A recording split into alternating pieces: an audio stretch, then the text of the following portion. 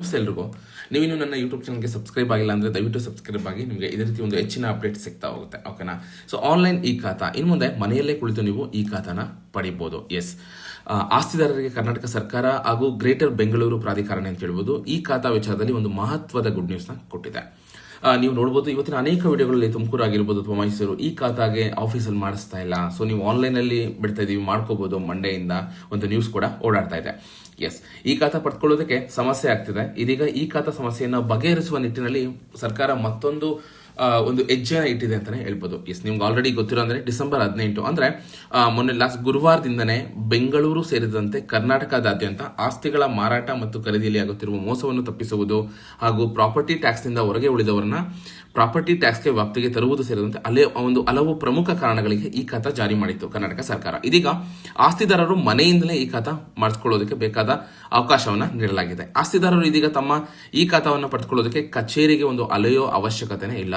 ಮನೆಯಿಂದಲೇ ಒಂದು ಸರಳ ವಿಧಾನದಿಂದ ಈ ಖಾತಾನ ಪಡ್ಕೋಬಹುದು. ಓಕೆನಾ? ಈ ಖಾತಾ ಮನೆಯಿಂದಲೇ ಒಂದು ದಾಖಲೆಗಳು ಏನ್ ಬೇಕಾಗುತ್ತೆ? ಮಾಲೀಕರ ಭಾವಚಿತ್ರ ಅಥವಾ ಆಧಾರ್ ಕಾರ್ಡ್ ಬೇಕು ಮತ್ತು ಆಧಾರ್ ಕಾರ್ಡ್. ಓಕೆನಾ?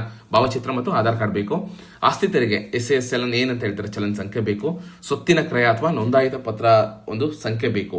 ವಿದ್ಯುತ್ RR ಸಂಖ್ಯೆ ಬೇಕು. ಈ ಖಾಲಿ ನಿವೇಶನಗಳಿಗೆ ಅಗತ್ಯ ಇಲ್ಲ ಅಂತ ಹೇಳಿದ್ದಾರೆ. ಇನ್ನು ಸ್ವತ್ತಿನ ಭಾವಚಿತ್ರ EC ಬೇಕು. 15/16 ಅಂದ್ರೆ 15/16 EC ಬೇಕಾಗುತ್ತೆ ಇತ್ತೀಚೆಗೆ. ಸ್ವತ್ತಿನ ಒಂದು ಸಂಬಂಧಿಸಿದ ಇತರ ಪೂರಕ ಅಗತ್ಯಗಳು ಬೇಕಾಗುತ್ತೆ. ಓಕೆನಾ? ಸೊ ಒಟ್ಟಾರೆ ಈ ಎಲ್ಲಾ ಒಂದು ದಾಖಲೆಗಳು ನಿಮ್ಮ ಹತ್ರ ಇದ್ರೆ ನೀವೇ ಆನ್ಲೈನ್ ಅಲ್ಲಿ ಈ ಖಾತಾನ ಮಾಡಿಸ್ಕೋಬಹುದು. ಇದು ಆಲ್ರೆಡಿ ಡಿಸೆಂಬರ್ 18 ಅಂದ್ರೆ 2025 ಡಿಸೆಂಬರ್ 18 ಅಧಿಕೃತವಾಗಿ ಚಾಲನೆ ನೀಡಿದೆ. ಇನ್ನು ಈ ಖಾತಾ ಅಂದ್ರೆ ಏನು? ಈ ಖಾತಾ ಅಂದ್ರೆ ನಗರ ಅಥವಾ ಪಟ್ಟಣಗಳ ಒಂದು ಸ್ಥಳೀಯ ಸಂಸ್ಥೆಗಳು, BBMP ಆಗಿರ್ಬೋದು ಅಥವಾ ಪುರಸಭೆ ಆಗಿರ್ಬೋದು ಅಥವಾ ನಗರಸಭೆ ಆಸ್ತಿ ಮಾಲೀಕರ ವಿವರಗಳನ್ನು ಆನ್ಲೈನ್ ಅಂದ್ರೆ ಡಿಜಿಟಲ್ ರೂಪದಲ್ಲಿ ದಾಖಲಿಸಿ ಸರ್ಕಾರದಿಂದ ವಿತರಣೆ ಮಾಡುವ ಒಂದು ಅಧಿಕೃತ ದಾಖಲೆ ಅಂತಾನೆ ಹೇಳ್ಬೋದು. ಎಸ್, ಈ ದಾಖಲೆಯಲ್ಲಿ ನಾನು ಅವಾಗಲೇ ಹೇಳಿದಂಗೆ ಆಸ್ತಿ ಮಾಲೀಕನ ಹೆಸರು, ಆಸ್ತಿ ಸಂಖ್ಯೆ, ವಿಳಾಸ, ಆಸ್ತಿಯ ವಿಸ್ತೀರ್ಣ, ತೆರಿಗೆ ವಿವರಗಳು ಕಂಪ್ಲೀಟ್ ಆಗಿ ನಮೂದಿಸಲಾಗುತ್ತೆ ಅಂತ ಕೂಡ ತಿಳಿಸಿದ್ದಾರೆ. ಇನ್ನು ಈ ಖಾತಾ ಆನ್ಲೈನ್ ಅಪ್ಲಿಕೇಶನ್, ಆನ್ಲೈನ್ ಅಲ್ಲಿ ನೀವು ಅರ್ಜಿ ಸಲ್ಲಿಸಿ ಒಂದು ಈ ಸೇವೆನ ಅಂದ್ರೆ ನೀವು ನಗರ ವ್ಯಾಪ್ತಿಯಲ್ಲಿ ಆಸ್ತಿಯನ್ನು ಹೊಂದಿರುವ ಸಾರ್ವಜನಿಕರು www.easti.karnataka.gov.in ಅನ್ನು ಪ್ರವೇಶ ಮಾಡಿ ಅಲ್ಲಿ ಈ ಸೌಲಭ್ಯನ ನೀವು ಪಡೆಯಬಹುದು. ಓಕೆನಾ? ಸೊ ಒಟ್ಟಾರೆ ನೀವು ಆನ್ಲೈನ್ ಅಲ್ಲಿ ಏನಾದ್ರು ಅರ್ಜಿ ಸಲ್ಲಿಸಬೇಕು ಈ ಖಾತೆಗೆ ಅಂದ್ರೆ ನಾನು ಅವಾಗಲೇ ಹೇಳಿದಂಗೆ ಮಾಲೀಕರ ಭಾವಚಿತ್ರ ಮತ್ತೆ ಆಧಾರ್ ಕಾರ್ಡ್ ಬೇಕು.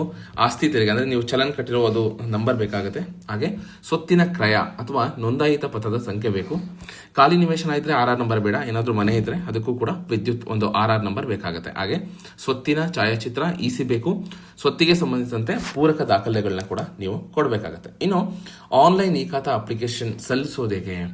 ಸೊ ನಿಮಗೆ ನಾನು ಈಗ ನನ್ನ ಯೂಟ್ಯೂಬ್ ಚಾನಲ್ ಕೂಡ ಆ ಲಿಂಕ್ನ ಹಾಕಿರ್ತೀನಿ. ನೀವು ಹೋಗ್ಬೋದಲ್ಲಿ www ಅಥವಾ easti.karnataka.gov.in ನೀವು ಪ್ರವೇಶ ಮಾಡಿ ಅಲ್ಲಿ ನಿಮ್ಮ ಒಂದು ಮೊಬೈಲ್ ನಂಬರ್ ಮುಖಾಂತರ ನೀವು ಅಲ್ಲಿ ಕೇಳುತ್ತಲ್ಲಿ ಈ ಖಾತಾ ಒಂದು ಆಯ್ಕೆ ಮೇಲೆ ಕ್ಲಿಕ್ ಮಾಡಬೇಕು ಅಥವಾ ಎಕ್ಸಿಸ್ಟಿಂಗ್ ಖಾತಾ ಬಟನ್ ಮೇಲೆ ಕ್ಲಿಕ್ ಮಾಡಿದ್ರೆ ನಿಮಗೆ ಒಂದು ನಂತರ ಅಧಿಕೃತ ಈ ಆಸ್ತಿ ಒಂದು ಜಾಲತಾಣ ಒಂದು ಅಂದ್ರೆ ಸಪರೇಟ್ ನಿಮಗೆ ವೆಬ್ಸೈಟ್ ಓಪನ್ ಆಗುತ್ತೆ. ಅಲ್ಲಿ ನಿಮ್ಮ ಮೊಬೈಲ್ ನಂಬರ್ನ ಆಡ್ ಮಾಡಿ OTP ಮುಖಾಂತರ ಲಾಗಿನ್ ಆಗಿ ನೀವು ಅರ್ಜಿ ನಮೂನೆ ತೆಗೆದುಕೊಳ್ಬೇಕಾಗುತ್ತೆ. ಇಲ್ಲಿ ಕೇಳುವ ಒಂದು ಎಲ್ಲಾ ಅಗತ್ಯ ವಿವರಗಳನ್ನ ನೀವು ಫುಲ್ಫಿಲ್ ಮಾಡಿ ನೀವು ಅದನ್ನ ಈ ಖಾತಾನ ಪಡೆಯಬಹುದು. ನಿಮಗೆ ಹೆಚ್ಚಿನ ಮಾಹಿತಿ ಪಡೆಯಲು ಸಹಾಯವಾಣಿ ಕೂಡ ಅವರು ಇದು ಮಾಡಿದ್ದಾರೆ. ಮತ್ತೆ ವೆಬ್ಸೈಟ್ ಅಲ್ಲಿ ಕೂಡ ನೀವು ಅಲ್ಲಿ ನೀವು ಕೇಳಬಹುದು ಏನಾದ್ರು ಸಹಾಯ ಬೇಕು ಅಂದ್ರೆ.